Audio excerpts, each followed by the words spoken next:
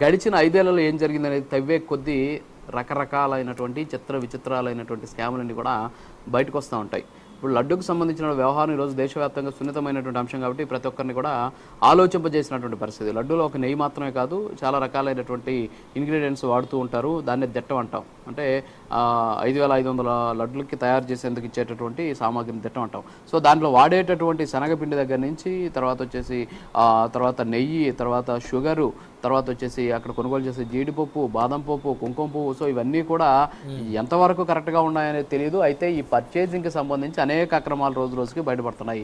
టీటీడీని reverse tendering అనేటటువంటి పేరుతోటి చాలా రివర్స్గా దోచుకునింది వైసీపీ. దీంట్లో ఏమాత్రం డౌట్ లేదు. ఎందుకంటే ఈ రివర్స్ టెండర్లు అనేసి పెట్టి టీటీడీకి సంబంధించినటువంటి అధికారులు కానీ ఆ రోజు ఈవోగా ఉన్నటువంటి ధర్మారెడ్డి, అలాగే చైర్మన్గా పనిచేసినటువంటి వాళ్ళు రివర్స్ టెండరింగ్ పేరుతోటి ఏ స్థాయిలో దోచుకున్నారో కానీ తెలిస్తే కళ్ళు బైర్లు గమ్ముతాయి. ఎందుకంటే ఫర్ ఎగ్జాంపుల్ ఇక్కడ తిరుపతికి సంబంధించినటువంటి కొన్ని వర్కులు ఉన్నాయి.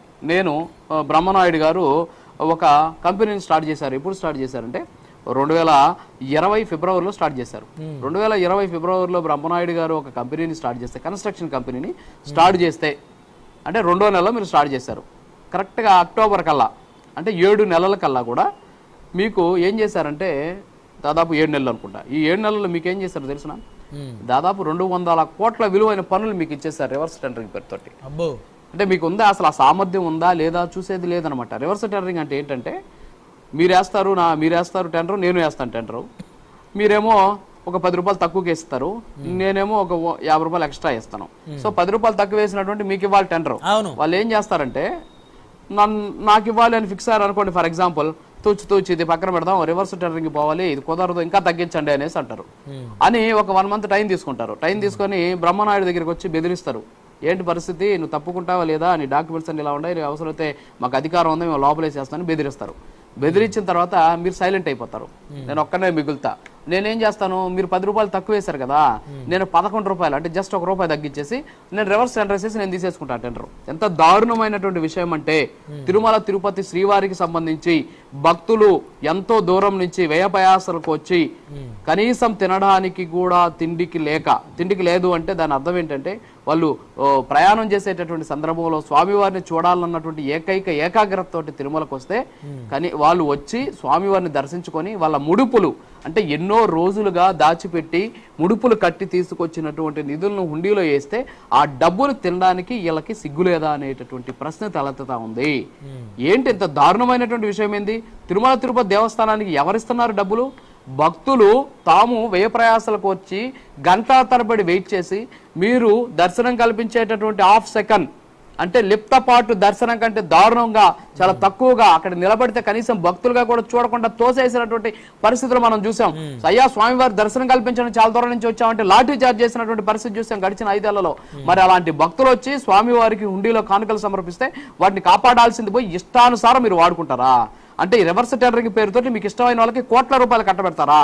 దాన్ని తీసుకొచ్చి మీరు ఎన్నికల్లో వాటిని ఖర్చు పెడతారా? ఎంత దారుణమైనటువంటి విషయం. ఈ రోజు వాళ్ళు వచ్చి మేము ఇక్కడ ఇది చేస్తాము, ప్రమాణం చేస్తాము, మేము ఏమి చేయలేదు, దేవుడు మిమ్మల్ని శిక్షిస్తాడు. ఎంత దారుణమైనటువంటి విషయం. మీరు మీ ఆత్మ సాక్షిని మీరు అడగండి. ధర్మారెడ్డి ఎక్కడికి పోయాడు ఇంతకాలంగా? ఇంత జరుగుతుంటే దీనికి అంతటికీ కూడా ఏకైక వ్యక్తి ఎవరు? ప్రధాన కారణం ఎవరు? ధర్మారెడ్డి అనేటటువంటి ఒక వ్యక్తి. ఏమైపోయాడు ధర్మారెడ్డి? ఎక్కడున్నాడు ధర్మారెడ్డి? ప్రతి దాంట్లో తలదూర్చి అప్పుడు ఉన్నటువంటి చైర్మన్లను సైతం బెదిరించి భయపెట్టి అక్కడ ఉన్నటువంటి అధికారులను భయపెట్టి వీళ్ళందరినీ భయపెట్టి ఇష్టానుసారం చేసి ఈరోజు ఇంత దారుణమైనటువంటి పరిస్థితికి తీసుకొచ్చినటువంటి ధర్మారెడ్డిని పట్టుకొని లాక్కొస్తే వాస్తవాలు వెలుగు చూస్తాయి. ఆ రోజు ఉన్నటువంటి పోలీసులు వత్తాసు పలికారు. ఆ రోజు ఉన్నటువంటి వ్యవస్థలన్నీ ధర్మారెడ్డికి సాగిలా పడినటువంటి పరిస్థితి.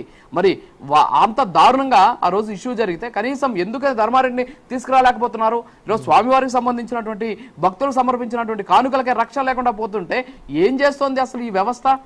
ఇంత జరుగుతోంది. ఈరోజు ఇలాంటి సిచ్యువేషన్ ఉన్నప్పుడు విచారణ జరిపి ముందు అతన్ని పట్టుకొచ్చి లోపలిస్తే వాస్తవాలు తెలుస్తాయి.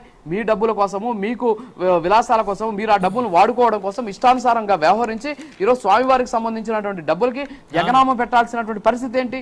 ఇంత దారుణంగా వ్యవహరించి ఎస్పెషల్లీ నిజంగా భక్తుల ఉసురు వీళ్ళ ఖచ్చితంగా మానేటటువంటి పరిస్థితి అయితే లేదు. స్వామివారి నగలబోతే ఈ దారుణం ఏంటంటే అదే అవును అవును బ్రహ్మనాయుడు. ఇప్పుడు ఎంత దారుణం అంటే నగలు పోతే, స్వామివారి నగలు పోతే బయటకు వస్తాయని చెప్పేసి నగల్లో ఉన్నటువంటి వజ్ర వైడూర్యాలు మాయమైపోయినటువంటి పరిస్థితి, దారుణమైనటువంటి పరిస్థితి మనం చూస్తున్నాం.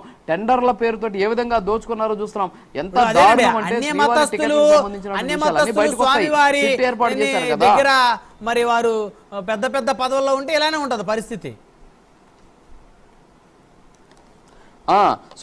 సో అలాంటి సిచ్యువేషన్ మనకు కనిపిస్తా ఉంది. సరే, ఇక టైం అయిపోతుంది. నెక్స్ట్ ఇంకొక ఐటెంకి వెళ్దాం.